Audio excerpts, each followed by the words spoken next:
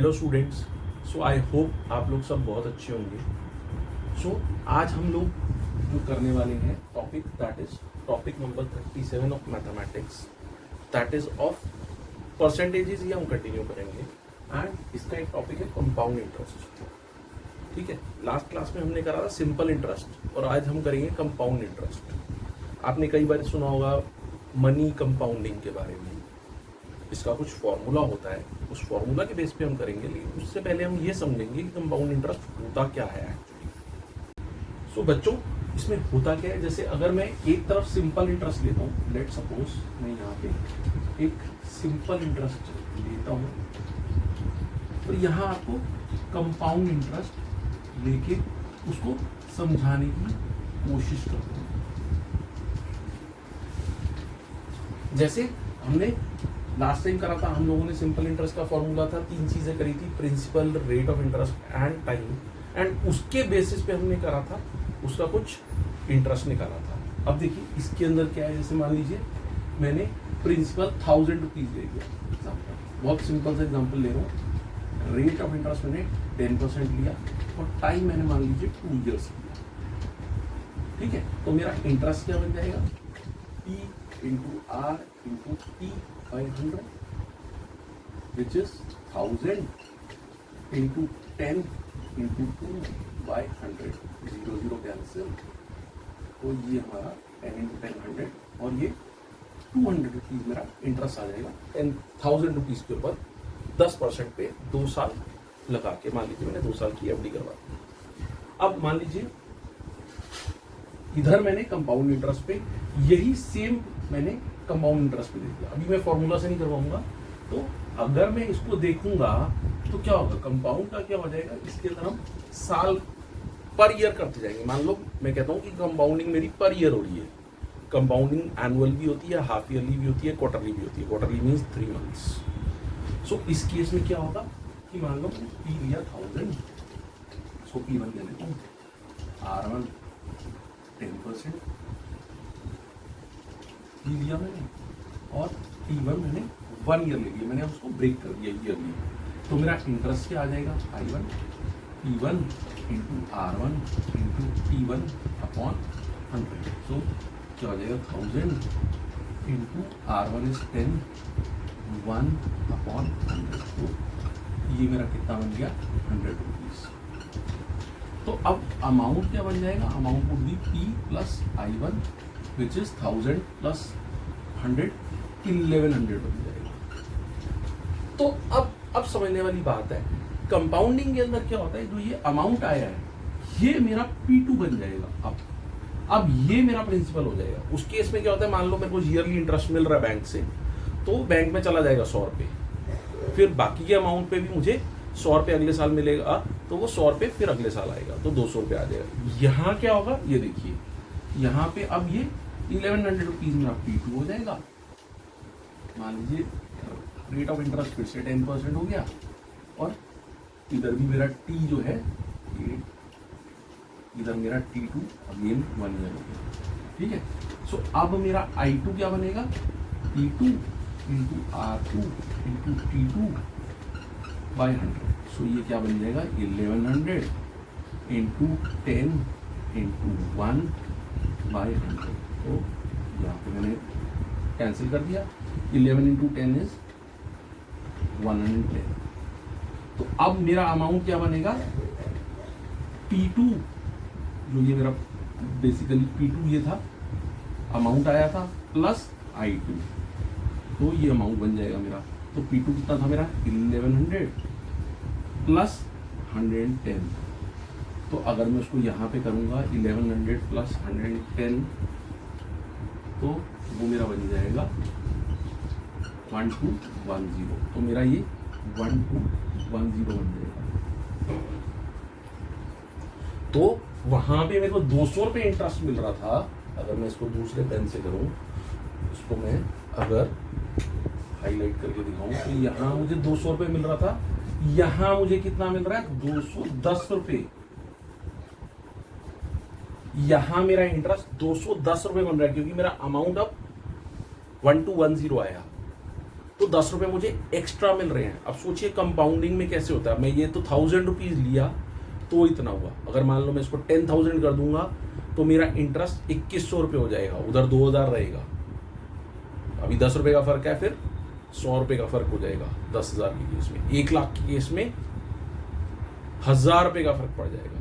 तो इसी तरीके से इसको कंपाउंडिंग इफेक्ट कहते हैं, ठीक है। सो ये फॉर्मूला ड्रिवन भी होता है, तो वो फॉर्मूला भी हम समझते हैं। आई होप ये कॉन्सेप्ट आपको, ये बेसिक कॉन्सेप्ट क्यों कंपाउंड इंटरेस्ट हम लोग यूज करते हैं वो समझाना थोड़ा सा जरूरी था, ठीक है। सो देखते हैं। सो बच्चों, इसका फॉर्मूला क्या है? इसका जो फॉर्मूला है एक ही फॉर्मूला है, and that is A is equal to P 1 plus R by 100 to the power n। This is the formula.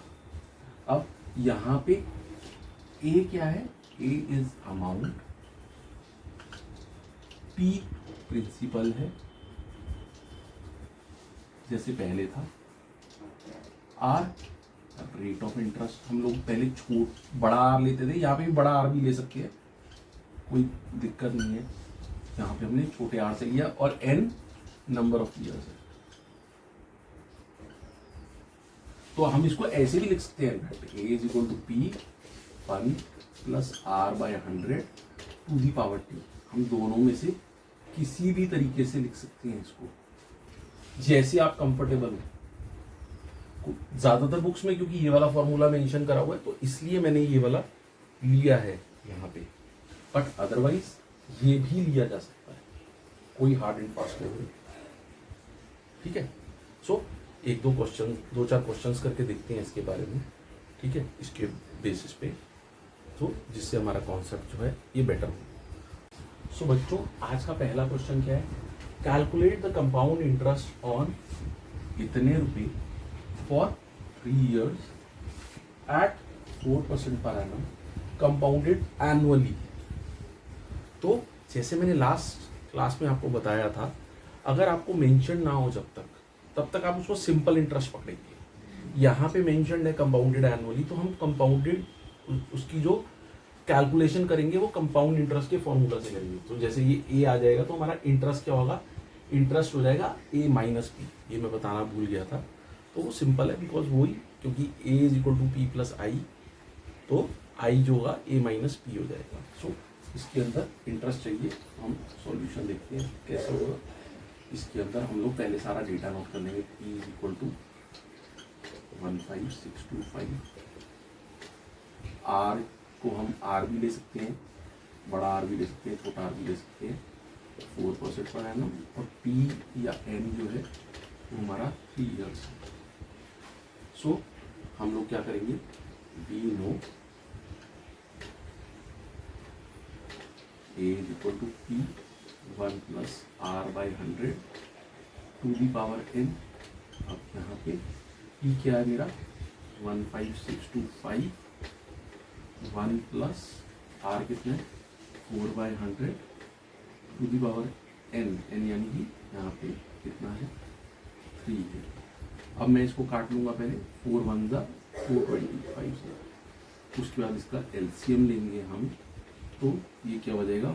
1 × 25, नीचे भी 1 है, 1 × 25 प्लस 1/25 टू दी पावर 3। सो इसको मैं करूँगा 15625 इंटू ये 25 प्लस 1/25।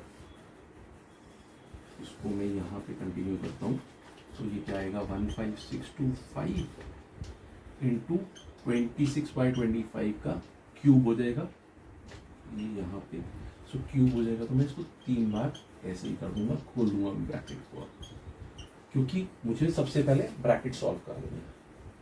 फॉर्मूला डालना आसान है, इसके अंदर जो दिक्कत आती है बच्चों मेनली वो कैलकुलेशंस में ही आती है। अब अगर मैं इसको करूंगा तो ये 25 का क्यूब होता है 15625, ये मैंने कैलकुलेट करके रखा हुआ है, आप लोग इसको कैलकुलेट कर सकते हैं। तो जैसे मैंने अपनी कॉपी में कर रखा होता है, तो यहाँ पे हम सेशन में कैलकुलेशंस में टाइम पे थोड़ा सा कैलकुलेशंस पे फोकस कम करते हैं, कॉन्सेप्ट से फोकस हमारा ज़्यादा होता है। तो मैं चाहता नहीं हूँ कि हम कैलकुलेशन में उलझे ज़्यादा। सो इसका आंसर क्या आएगा? इसका आंसर आएगा 17576। तो ये मेरा अमाउंट आ गया। तो मुझे क्या निकालना है? इंटरेस्ट निकालना है। सो मुझे पता है I is equal to A minus B। तो यानी कि ₹17576 माइनस 15625। तो इसको मैं यहाँ रफ में कर लेता हूँ। छोटी मोटी कैलकुलेशन हम कर सकते हैं।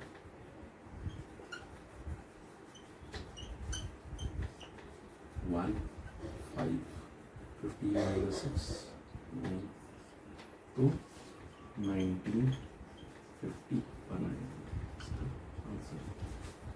सो उसको ये हमारा आंसर आएगा। अगेन मैंने सॉल्व करके रखा हुआ था, तो मैंने कॉपी में से जस्ट इसको क्रॉस चेक करा। So this would be my answer, that is I। सो बहुत सिंपल है ये, बिल्कुल सिंपल इंटरेस्ट की जगह इसमें फॉर्मूला लगाना है। यही सिंपल इंटरेस्ट होता तो ये शायद कुछ कम आता है इससे अमाउंट, ठीक है। हो सकता है 1700 समथिंग, 1800 कुछ भी आ सकता था, ठीक है। बट कंपाउंडिंग के केस में हमेशा इंटरेस्ट ज़्यादा रहता है। So let's do few more questions. So बच्चों सेकेंड क्वेश्चन क्या है? Calculate the compound interest on ₹16,000 for 9 months at 20% per annum compounded quarterly। So कैसे करेंगे? देखो, इसमें मैं P ले लूंगा 16,000 रुपीज। सबसे पहले डेटा नोट करना होता है। P मेरा 16,000 रुपीज आ गया, ठीक है। R मेरा 20% पर एनम है और क्वार्टरली करना है मुझे, तो पर एनम को मैं 4 से डिवाइड कर दूंगा, तो रेट ऑफ इंटरेस्ट मेरा क्या आ जाएगा? 5% हो जाएगा। इसीलिए इसको कई बार आर कैपिटल ना लेके इसको स्मॉल में लिया जाता है, क्योंकि टाइम पीरियड हमारा हाफ ईयरली या क्वार्टरली भी हो सकता है। तो आर मेरा 5% हो जाएगा, पर एनम नहीं होगा, 5% होगा। एन मेरा क्या हो जाएगा? 9 months में क्वार्टरली कर रहा हूँ, तो मेरे को 9 महीने के लिए कंपाउंड इंटरेस्ट निकालना है, पूरे साल का नहीं निकालना, या 2 साल या 3 साल का नहीं निकालना, बट क्वार्टरली मेरा जो टाइम फ्रेम है वो क्वार्टरली है। तो एन मेरा यहाँ पे 3 हो जाएगा। तो अब मैं निकाल लूंगा इसको। सो अब मेरे को ये फॉर्मूला में डालना है। मैं फिर से लिखूंगा we know P equal to, sorry, इसको मैं लिखूंगा we know A is equal to जो है मेरा A equal to P 1 plus R by 100 to the power n। यहाँ पे P कितना है मेरा? 16,000 रुपीज। 1 प्लस R कितना है? 5/100 टू दी पावर 3। मैं काट दूंगा 120। फिर से एलसीएम ले लूंगा मैं, और एलसीएम लूंगा तो ये एलसीएम लेके आएगा 20 प्लस 1/20। मैं 1-2 स्टेप को एज्यूम करके चल रहा हूँ कि आपको पता है एलसीएम की। तो मैं इधर लेके जाऊंगा तो नीचे भी यहाँ पे 1 है, 1/1 है, तो उस तरीके से ये 20 से न्यूमरेटर और डिनोमिनेटर मल्टीप्लाई हो जाएंगे, तो 20 प्लस 1 21 हो जाएगा। वही मैंने कहा 21 into 20, 21 into 20, 21 into 20। तो 0 0 0 कैंसिल हो गए। 2 2 4, 4 2 8। मैं काटूंगा तो ये मेरा 2 रह जाएगा, बिकॉज 8 2 16। अब 21 का क्यूब क्या होता है निकाल लेते हैं। 21 का स्क्वायर तो मुझे पता है, वो होता है 441 into 21। एज आई सेड, हम सिंपल कैलकुलेशंस तो करेंगे, ज़्यादा कॉम्प्लेक्स कैलकुलेशन में हम लोग नहीं घुसेंगे, टाइम वेस्ट नहीं करेंगे। 9261, सो 9261 इंटू 2, वो मेरा आ जाएगा 2 12 1 ऊपर गया, 2 6 2 2 4 5 9 5, सॉरी 9 18 18,522। मैं एक बार देख लेता हूँ। हाँ 18,522। सो मेरा देयरफॉर ये मेरा कितना आ गया? 18,522। अब मेरा इंटरेस्ट में भी चाहिए तो आई जो होता है वो ए माइनस पी हो जाता है। सो ए कितना है मेरा 18,522 माइनस पी कितना है मेरा, यहाँ बाहर रुपीज़ लिख देता हूँ, ब्रैकेट लगा देता हूँ, और 16,000 तो ये मेरा ₹2522 आंसर। सो आई मेरा इतना है, ये मेरा आंसर। ठीक है।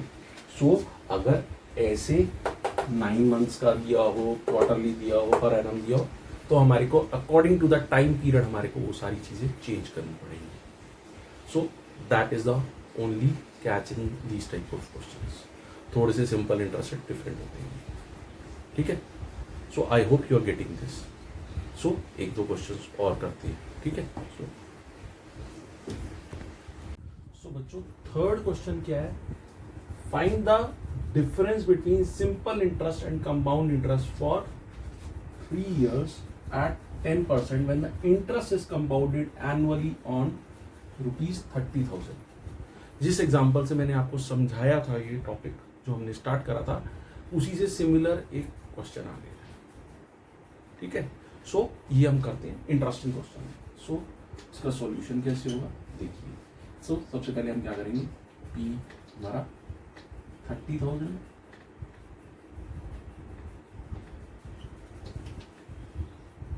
आर मेरा कितना है यहाँ पे, क्योंकि एनुअली हो रहा है तो मैं इसको बड़ा आर भी ले सकता हूँ, छोटा आर भी ले सकता हूँ, और कितना है 10% है। ठीक है। पर एनम लिख सकते हैं।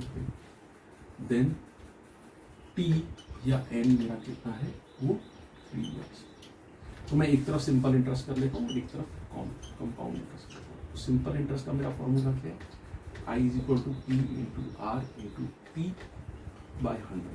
तो मैं इसको करूँगा 30,000 इंटू आर 10% इंटू पी 3/100। तो ये दोनों कैंसिल आउट हो गए। 300 इंटू 10 3,000 हो गया, इंटू 3 9,000 आ गया मेरा सिंपल इंटरेस्ट। इसको हम लोग मार्क कर देते हैं एक डिफरेंट पेन से।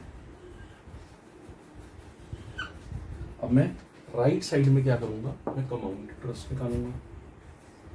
यहाँ पे मैं कंपाउंड इंटरेस्ट निकालता हूँ। कंपाउंड इंटरेस्ट के लिए मैं क्या करूंगा, अमाउंट का ये फॉर्मूला लगाऊंगा, ये वाला मैंने अभी हटाया नहीं था।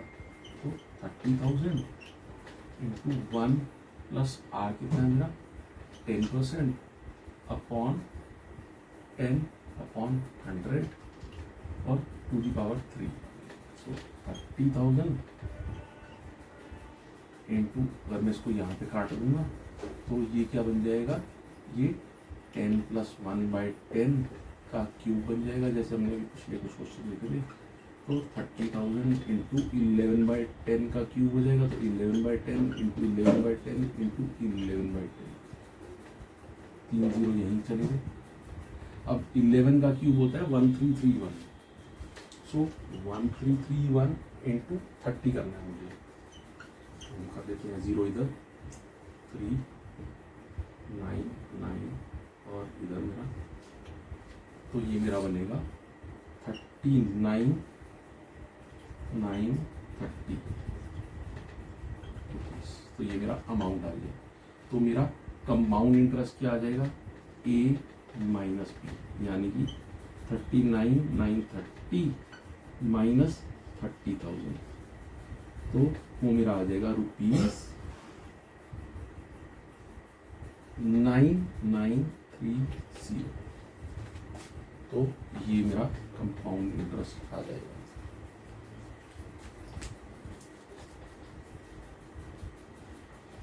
सो कौन सा ज्यादा आया, अगर आप देखोगे या 9,000 रुपीज आ रहा है या 9,930 रुपीज आ रहा है, तो 930 रुपीज ज्यादा है ना। और डिफरेंस अगर मुझे चाहिए तो जैसे उसने डिफरेंस पूछा है तो मैं डिफरेंस निकाल दूंगा। Difference is equal to CI minus SI। तो 9930 माइनस 9,000 विच इज ₹930। जो मेरा फाइनल आंसर हो जाएगा। सो ये मेरा आंसर हो जाएगा 930 रुपीज इसका आंसर होगा। ठीक है। सो आई होप आपको ये समझ में आ गया होगा। ठीक है। सो एक लास्ट क्वेश्चन करते हैं इसी के बेसिस पे। सो बच्चों आज का लास्ट क्वेश्चन क्या है?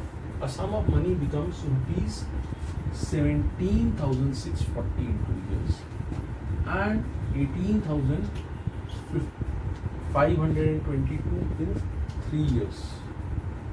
So, and at the same rate of interest compounded annually, find the sum and the rate of interest per annum. थोड़ा सा टिपिकल क्वेश्चन है। टिपिकल बोले तो एक ही तरीके से होता है। सो इसका सॉल्यूशन क्या होगा? थोड़ा सा टीडीएस है, देखना पड़ेगा। सो यहाँ पे ये दो अमाउंट्स दिए हुए हैं। लेट से 2 साल बाद उसको मैं A2 दे देता हूँ, दिया हुआ मुझे 17640 ये अमाउंट बन जाता है। ठीक है।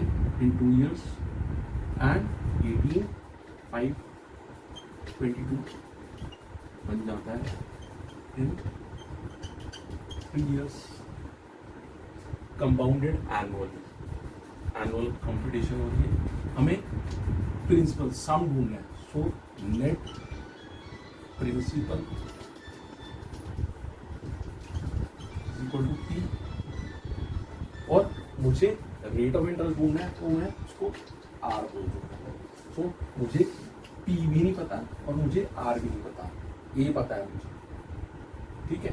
बिकॉज इस फॉर्मूला के बेसिस पे मैं करूंगा। एन मुझे जो N1 या N2 कह देता हूँ 2 years और N3 3 years। सो पहले हम क्या करते हैं, A2 के बेसिस पे कर लेते हैं, फिर A3 के बेसिस पे करेंगे एंड फिर हम देखते हैं कैसे करेंगे इसको। ठीक है। सो A2 के केस में हम क्या करेंगे, A2 is equal to P1 plus R/100 का स्क्वायर हो जाएगा। अब मेरे को पता है, मैंने P निकालना है मुझे, यहाँ पे 17,640 कर दूंगा मैं। P1 प्लस R मुझे निकालना है बाय 100 का स्क्वायर, ये आ गया मेरा 8। सिमिलरली मैं कह सकता हूँ A3 equal to P1 plus R/100 की power 3, so which is 18,522 is equal to P into 1 plus R/100 की पावर 3। अब मैं क्या करूँगा, इसको लेट से मैंने इसको 1 कर दिया और इसको मैंने 2 कर दिया।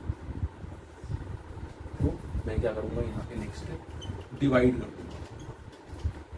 अब कोई भी कहेगा इसको ऐड क्यों नहीं कर रही, ऐड करने से कोई पर्पस नहीं सॉल्व होगा, माइनस करने से भी पर्पस सॉल्व नहीं होगा। डिवाइड करने से क्या होगा अभी आपको पता चलेगा, क्योंकि पावर्स कैंसल आउट हो जाएंगे, जो एक्सपोनेंट्स वाला पार्ट था। So dividing 2/1, that is why I said it is a typical question. बहुत रेयर है लेकिन आ सकता है। सो हम लोगों को क्या मिलेगा, A3/A2 equal to P1 plus R/100 की पावर 3, P1 प्लस R/100 की पावर 2। ठीक है।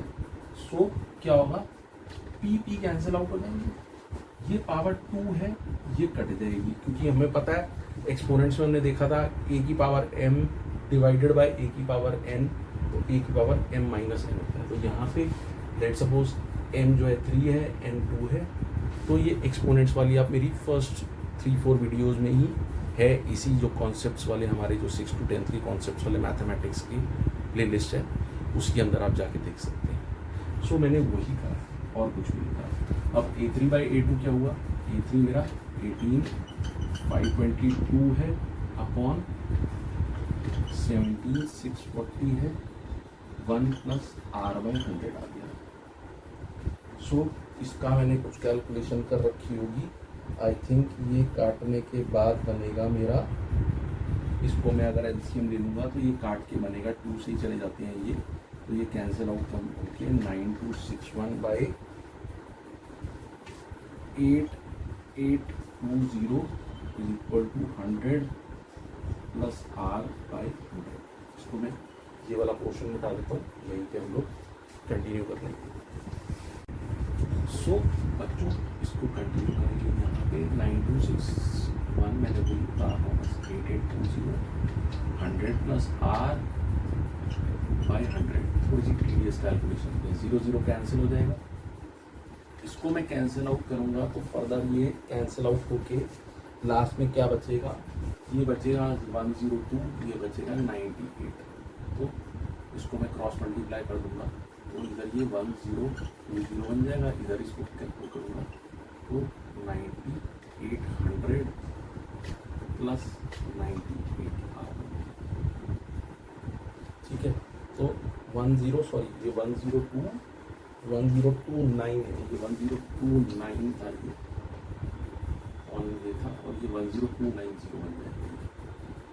तो इस तरीके से हम करेंगे तो 10,290 माइनस 9800 अपॉन 98 आर, तो ये क्या बनेगा, ये बनेगा ये 490, इधर से ये नीचे आ जाएगा यहाँ 98 आर।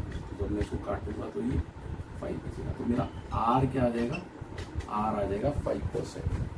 सो मेरा रेट ऑफ इंटरेस्ट क्या आया, मेरा रेट ऑफ इंटरेस्ट आ गया 5%। ठीक है, सो पहली चीज मेरी निकल आई। अब दूसरी चीज मैं निकाल सकता हूँ आसानी से, तो कैसे निकाल सकता हूँ, मैं ये रब करूंगा इसको,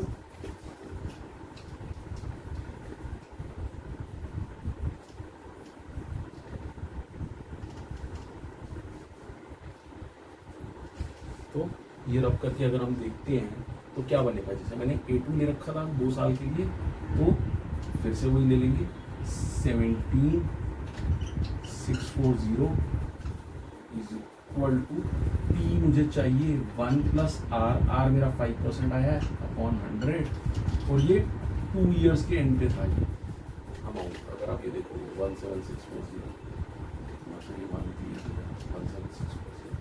तो 17640 इज इक्वल टू P, इसको मैं काटूंगा तो 120, तो ये 21/20 आ जाएगा, इसका स्क्वायर हो जाएगा, तो 17640 is equal to P into 21/20 into 21/20, इधर ले जाएंगे तो ये मल्टीप्लाई हो जाएगा into 20 upon 21 into 21 is equal to P। तो ये सारा कुछ जब हम कैंसिल आउट करेंगे, ये वो सब कुछ करेंगे, तो फाइनली जाके मेरा P निकल आएगा 16,000। अगेन मैं कैलकुलेशंस में नहीं पढ़ा, तो which is are final answer. जो हमें 2 चीज़ें चाहिए थी, हमें क्या चाहिए थी, सम चाहिए था और रेट ऑफ इंटरेस्ट चाहिए था।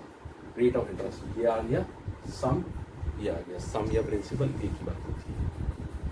ठीक है, सो आई होप आपको ये सारा कुछ समझ में आया होगा। ठीक है, थोड़े से इसके अंदर कैलकुलेशंस देखने हैं हमारे को, बस टॉपिक इजी है अदरवाइज। ठीक है, फॉर्मूला ड्रिवन है, सिंपल इंटरेस्ट के कंपैरिजन में थोड़ा सा टफ है, बट उतना टफ भी नहीं है। इसके बाद हम नेक्स्ट वीडियो एप्रिसिएशन और डेप्रिसिएशन पे करेंगे, and then will close this chapter percentages का, एंड फिर हम कुछ थोड़ा से ज्योमेट्री के कॉन्सेप्ट्स करेंगे। ठीक है, सो आपको एक प्रीव्यू दे दूँ।